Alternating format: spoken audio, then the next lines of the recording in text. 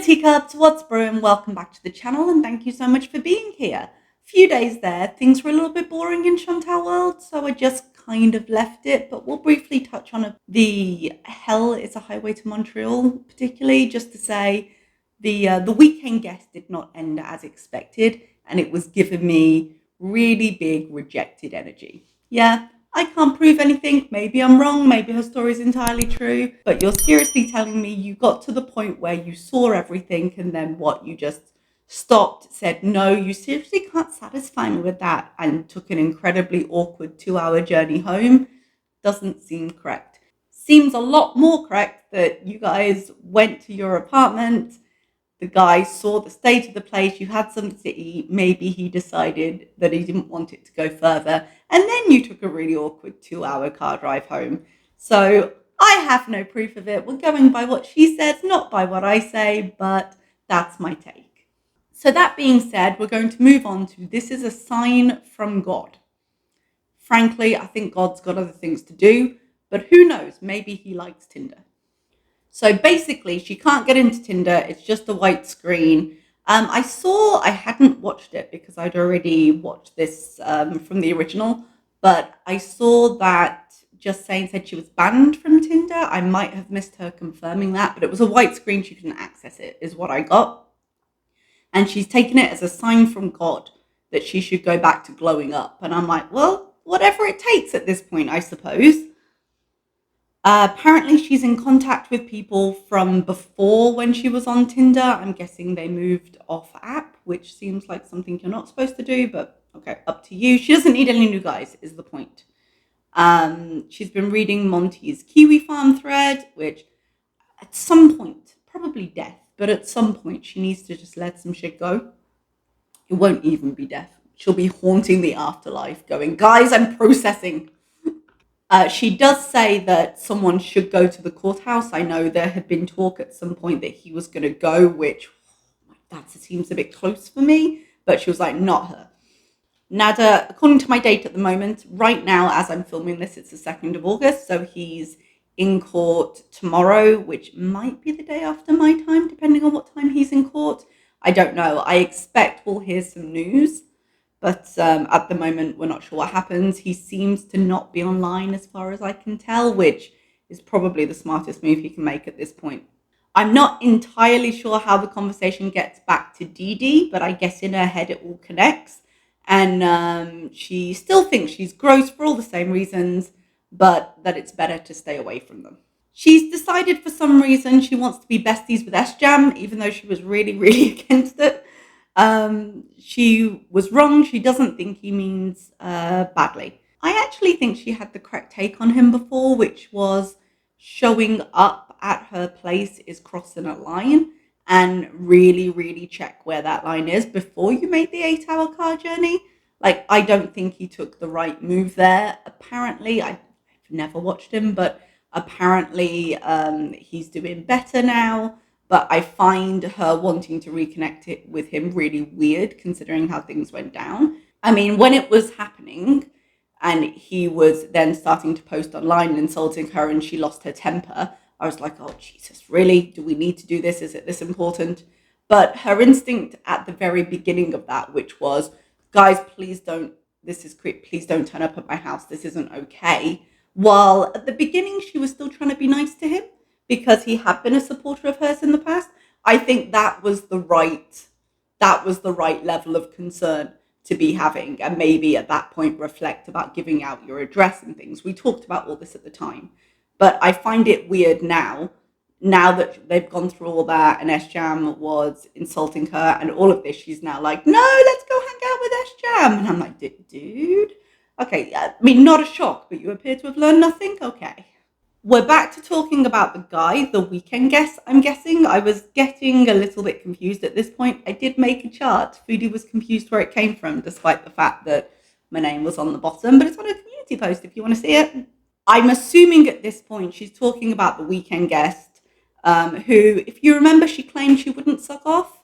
And then they had the really awkward drive home. And apparently he tried to touch her up in the car. I'm guessing that must have been on the way there, not the way back, because I can't imagine leaving the house and going home for the reasons she claims, or the reasons that I suspect would lead to him trying to feel her up in the car. But anyway, we're off to Adonis. She says that any dude she's still talking to, she likes, and she's just sort of incredulous that she actually chose to do a 4-hour round trip to collect a guy, especially now, he can't satisfy her and he's too small, which, keep his business offline, madam. Yeah, you don't need to be spreading this around. She then, hilariously, and this is how you know things are happening, she goes, it's a low energy thing to do. And immediately, I know she has been reading self-help books again. I'm waiting for the medical media mark. Guys, I'm here, we're ready. Well, I say reading self-help books. Reading the introduction to self-help books is probably closer. Reading quotes of it online on websites, probably closer. But very much sounds like she's been looking at things again. Oh, she's decided she believes in God properly now, so it's time to lecture people on what believing in God really means, which I'm sure will go down well. It's not like it's a nuanced or personal thing for anybody. But basically, our perception of God is skewed and we need to shut up and listen. I'll just paraphrase all of that for you. She stopped to get corn at a kind of roadside store. I don't think it was a stand. I think it was a bit more established.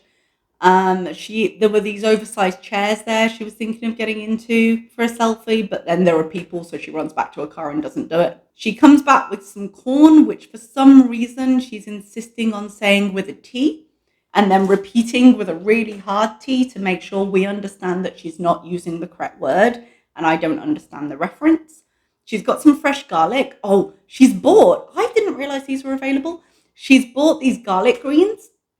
They are delicious stir fried. She mentions, how do you cook them? How do you, I've heard they're good stir fried. They are. When I lived in China, they were incredibly cheap. I didn't actually know what they were for a while because they just kind of look like flowers. They've got teeny tiny little bulbs on top that are garlic. And I used to either stick them in the oven with my green beans or I used to stir fry them. Man, they are delicious. I used to eat them nearly every day in China, and seeing them just threw me back. She says that it was expensive. It was $20 for the corn and the garlic. And what else did she buy? Did she buy beans? I can't quite remember. Which does seem expensive, but support a local business. I have a moment of sadness when I realise we're back to the listen to God situation, but she distracts herself singing, and I'm hoping that's the end of it. She reiterates that she likes the week better. During the weekend, she's going to hibernate and work hard. Those two things seem mutually exclusive for her based on what we've seen in the past. Either she's hibernating or she's working. But during the week, she's going to go out and live her best life with no one around. And I'm like, dude, if it works for you, it works for you. Go for it. If you don't like busy places, don't go to busy places. You have the ability to set your own schedule. But that usually equals not doing anything for you. Apparently, it's a long weekend, which I didn't realize in Canada, so things are closed. Are they having that festival this weekend? It goes over a couple of weeks. That one she was thinking of going to, the Caravana or whatever it was. It does make me wonder, though, if it's a long weekend, was there an actual farmer's market she could have gone to? She just went to the roadside stand and that was open. But it feels like something they might put on a long weekend because they would get more customers. I don't know, but I would probably check on my phone and go. It would be a nice place to take us, and at least, I want to say fun to walk around. She probably wouldn't find it fun because she does struggle to walk distances, but if she wanted to go to the grocery store anyway, I'd probably say, yeah, go there. She wants to make some lentil soup. She wants to talk about her weight loss, but she's not on a weight loss journey. She's on a journey to health, which, okay, do you? I would maybe start the journey with a brief turning into therapist avenue through the doctor slip road, but I would especially recommend that as she's telling us it's a mental health issue, and her binge, she had AW or something the night before. Her binge wasn't a feel bad binge, it was the munchies. While I'm glad that we're getting this content versus some other content we could be getting, I do rather dislike scientist Chantal because once she's read 3 sentences, she's the expert that lectures everybody. But she starts talking to us about the pleasure trap again. Guys, do you remember this? Do you remember this storyline? Way back when, in the Wayback Machine? The pleasure trap. It was one of the books she read that she was going to do. She's definitely done this before, this particular book. I think she read the first few pages, which is basically the same thing as reading and doing it, right? She said she did discover Adonis with Nada, but it is better, which is why she's still going. She starts talking about those fake sweets, like little changes she can make, and how with those fake sugar sweets, you get your whole day's fiber in one packet. And I'm like, dude, they will give you the shits, and that's a problem you have on a regular day without those things. Like, be very careful there. But in the next breath, she's like, tonight I want to bees like we've never bees before and make paneer. And possibly a food funeral for this new healthy journey, but doesn't seem to go with what she was just talking about. She says she can't bring us into Adonis because people who called in ruined it for us before because they won't let her film in there anymore. And asks if hijabs are only religious and says she might convert, which I'm just leaving there. She turns the camera off because she's going to be in Adonis for a while. When we return, we are in her kitchen with the live stream Adonis groceries. Nothing massive happens here. She gets a huge long list of groceries. I'd be interested to see a meal plan to go with those groceries. She does claim that she has a lot of meats and proteins in the freezer still. If you wanted a list from her grocery haul, she bought pita bread, rice, cheese, cured meats. Well, I say cured meats. We'll talk about that in a minute. Rose hip tea because it's good for blood pressure. Better than going a doctor? We'll see. Arabic soap, which I'm betting is heavily perfumed because everything is here. Guys, my God. Right before the shop closed, I bought some detergent for my laundry because mine was nearly running out. Now, mine lasted a bit longer than I thought it would, but I started using the new one. And because it was just the only one they had left, it's got so much scent in it. Like, it's disconcerting when it comes out of the washer. I hate it. Everything is so heavily perfumed here. She bought vermicelli, triple cream feta, beans to make full, frozen vegetables, green beans. She goes through her roadside stuff again. She bought ketchup, milk, butter, cream for coffee, high protein cheese, lots of different kinds of chips, salt and vinegar, cheese and ketchup, and I think there was some more later. She's bought a whole chicken and some stewing beef because I guess she's got an idea for a particular meal, but she did just say she's got a ton of proteins, or she says in a minute, she's got a ton of proteins in the freezer. So why she couldn't plan meals around using those, I'm not entirely sure. Yellow potatoes, more chips, raspberry wafers for Pete's, not strawberry because they'll taste the same, which I very much doubt they will. Pasta, double yolk eggs, which will just rot in her fridge with the other packs, I'm guessing.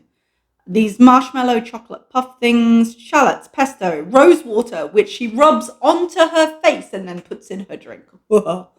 Pickles, tomato paste, canned tomatoes, onions, olive salami in a tube. But why though? Why does this exist? Roma tomatoes, cashews for the paneer, but she forgot the paneer for the paneer, so she's not making it. And some barbecue cashews that we see her chow down on later. An aubergine, which she insists on pronouncing with an accent. Red onions, dandelion greens, fresh limes, cucumbers, gram masala, dill, parsley, peppers, harissa, shamua, which I thought was sursak, which I don't know the English word, but I feel like we've had this conversation before now I'm saying that. In Indonesia, it's called sursak. What's the English word? I can't remember. There's a cut there because I had to go and check. Soursop is apparently the English word, but it's not the same fruit, according to Wikipedia. Shamua is shamua. I'm assuming that's not the correct pronunciation, but excuse me, I'm just doing it from the reading of the word. Apparently it's the same family, but it's a different fruit. She bought mint and either coriander or parsley. She can't tell the difference. I would say chew on and find out. They're quite obviously different tastes. And she bought some cling wrap. So there you go. I've saved yourself some time. She says, this food is me now. And she spent $228. We move on through the live and she mentions again she might go to Egypt and convert. She wants to date Egyptian royalty. And oh God, how does she get these ideas in her head? Tell me, like, how does this run through her head and actually make it out of her mouth? How do we get from A to B? What route does the train take? That she shows a long shot of the apartment because Pete is actually on the couch. I'm guessing because they've cleaned reasonably recently, so the couch has now been unearthed and he can actually enjoy his living room because she's sitting in the kitchen on the chair again. She is really fixed on the idea of getting an Egyptian. I don't know if Nada's just playing on her mind or if she just, as she does, getting obsessed with an idea for a short amount of time. because apparently it's impossible to enjoy the things from Egypt that she enjoys, mainly the food, without fucking one of the men. I don't understand why she can't just separate these, but there we go. Someone in her chat asked her to do shots because they never ever want the best for her. Why is she so obsessed with the word can't? She obviously finds it very funny. Where did it come from? She literally corrects Pete to tell him, no, it's can't now, because she's incredibly funny. She puts away the groceries, mentions that her floor is a little bit destroyed. I'm guessing by the chair. You remember she moved the chair out for a while? The chair is back. But that poor landlord, they're going to keep the deposit, I assume, to try and fix it. But it's such a pain to have to do. There was no reason to have a rolly chair over it this whole time. She says she loves being in the kitchen when it's clean. I wish she would remember this more, because genuinely, your environment can be a burden on you, and living the way she usually lives, I can't imagine how terrible I'd feel. Like, my apartment has been a bit of a mess for the last week or two because I'm packing it all up and I feel it. So to live in just the abject filth she lives in, and then to invite people round into that box mountain, I couldn't do it. As we're still on the conversation, I would like to know, what about Egyptian men particularly makes her think she'd enjoy being married to one?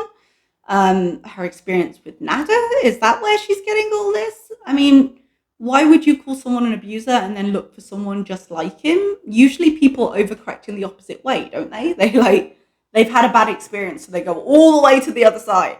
She wants to be taken care of by a husband. She wants to cook and travel and bees. Why not do that now? Your channel is funding you. It's not like, if you did cooking and travel and bees and you still wanted to do it online because you still wanted the attention, it doesn't actually matter if you're married or not. You could live exactly that life right now and not have to worry about it. She tries a disgusting looking olive meat log thing, and of course she can't help but compare it to Big Turk because it's like this. She goes from eating corn to saying they lied to me for a fucking year, and back to full in the Instant Pot in about 25 seconds, and watching it was a little bit disconcerting. It was a proper bounce. But speaking of disconcerting, I was watching this at speed because I was going in and out and through the different tabs I had open, because I frequently have multiple things open while I do this. And she was mowing down an ear of corn. And I thought it was just because she was at speed and it was like, oh my goodness. But then I slowed it down and that was literally just how fast she ate. She says she's going to be cooking and wants to get into a walking routine. She said she knows she can help Pete more, but has trouble helping herself most of the time. I do think they're a terrible influence on each other. I think they would both function better separately. But Pete's made his choices, and as much as the instinct is maybe to baby him a little bit because he's facing certain things, like, he makes his choices. She says in terms of Pete, the ship has sailed, he knows it, and she has to be able to talk about what she wants, which makes me just think back. Recently, she said a thing that was really weird, and she said at some point during this whole dating arc thing, she had asked Pete essentially if she could sit on him and hump him to see if it would hurt the other guy. And he had let her. Between them, they have no idea what a healthy boundary is in a relationship. They just, that saying, like, you wouldn't know this if it hit you in the face. If a healthy boundary hit them in the face, they think it was a good relationship. It's just awful.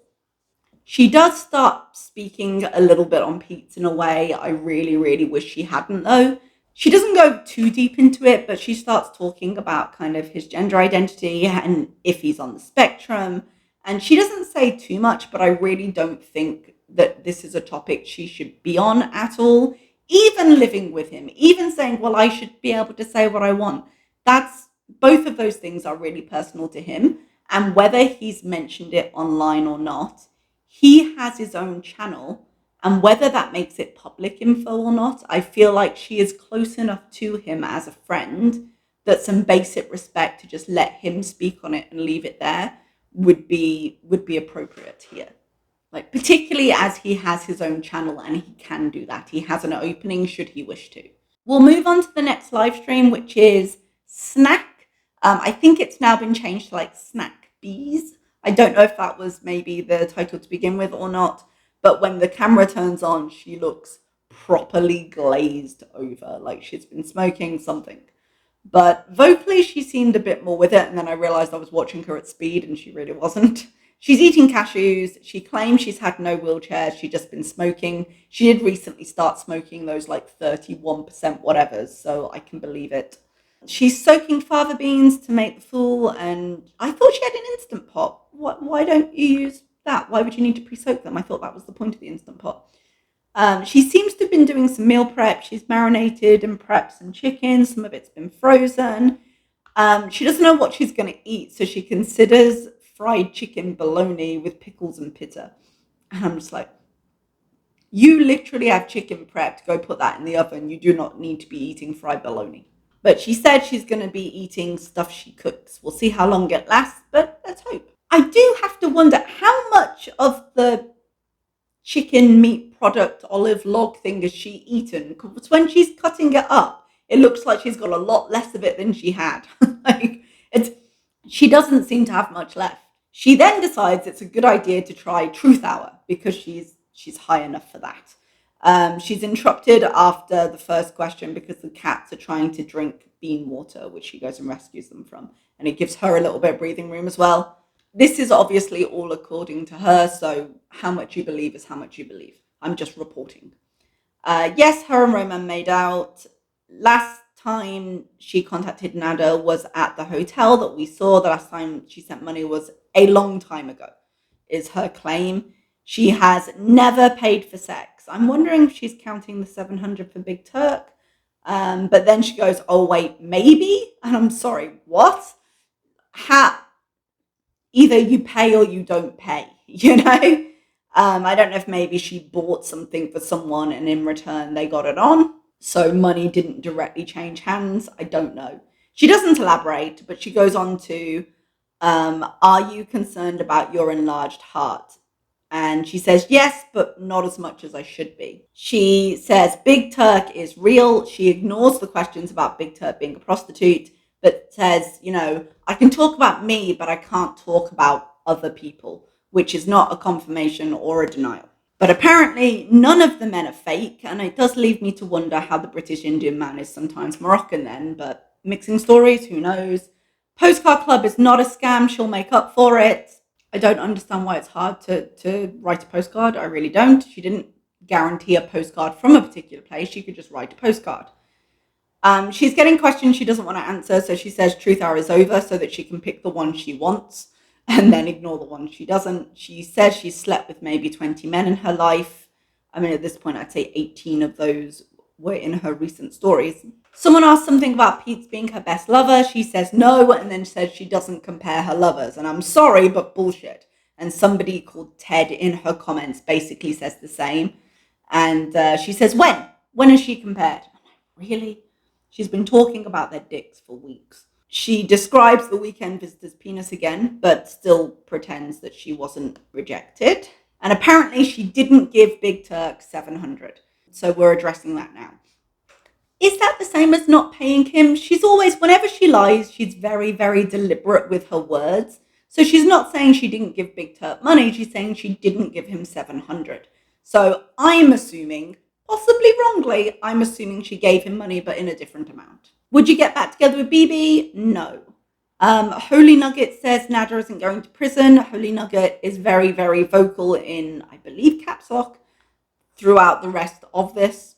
Chantal says you don't know that, and Alyssa says that she hopes he does, and Chantal agrees. Nugget starts to argue that there's not enough on him. Chantal begins to engage, and then thankfully says, no, let's not even go there. Someone asks what she thinks Corvina has on her. I had JK. I was like, JK, what's her name? She says, I don't know, and nothing. There's going to be a little bit more conversation about that. Do you know what Sam's bar lounge has on you? No, she doesn't. But if she does, she doesn't remember anything. She says, okay, if she does have something big, she'll own it and make it right. I think she clearly knows there's something out there, something potentially damaging. And she's thought of this response already. So she distracts with the cat at this point and pretends to forget what she's saying. She's talking to a lot of men that are pushy like him and fuck that, but she starts saying, I'd be lying to you and to myself if I said. Then she trails off, she stops, and thinks for a second, says, part of me doesn't have to say anymore. I start to say it, and then I think of those videos punching and stuff, and I shut up. I'm guessing she was going to say she still has feelings for Nada, but that's just my guess, nothing to back it up. Ted asks, if it could be secret, would you be with Nada? And she says it would be tempting to. Ooh. We've got the usual stuff of there were two sides. One side was fucked up, but I loved him, and it's so hard to have closure, and it's hard for my heart to heal, but I just have to watch him meet his karma. But that little part of my heart, I hate to say it, but it's hard to watch it happen. He's been accused of horrible things, but imagine someone you love so bad is being accused. And I'm like, you accused him of those horrible things too. What are you doing? And then I just have to take a breath and calm down because this is Chantal and it's pointless. But seriously, he's been accused. You've accused him of the same shit. Ted tells her to remember that he chose Dee Dee, and someone just super chats, where's my thumbnail, which makes me laugh for a solid 20 seconds. She then comes out with the gem. He could have had perfect thumbnails. All he had to do was sniff my fupa and not smack the shit out of me once in a while. She says, I'm kidding, in bad taste. Yes, in very bad taste. She starts talking about Nada again.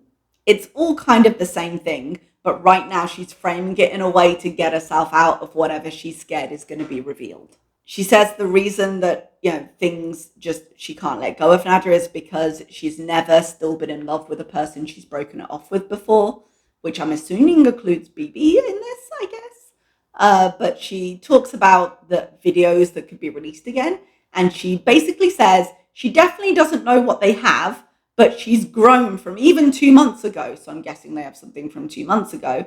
And the things that I did in a manipulative relationship would be different. That's a lot of excuses in place for something that apparently doesn't exist. Someone has got something on her, whether it gets released or not. Okay, the rest of that live, mostly she's just super high and going back and forth with the chat, and it's quite difficult to watch because she's all slurry and how she is when she's super high. But that's basically as much as I've got here. I don't know. I'm guessing we're going to hear some news about Nada at some point and about how his court case goes. That will be interesting. I'm going to just see what happens. Personally, I think if he ends up going to jail, I think Dee Dee should just take this opportunity to nope on out. I think, and I mean from the internet as well as the relationship, I think she should just take the opportunity to be like, okay, bye suckers, because she could just lift herself right out of the community and move on with her life. And this would be the best opportunity for her to do so. But we will see how it actually goes. And I suspect there'll be a lot of talk about it in the community for a little while. I don't know what happens. If he doesn't end up going to jail, I don't know what happens from here. So I guess we'll see. All right, everyone, I'm going to leave it here and I will see you next time. Thank you so much for listening.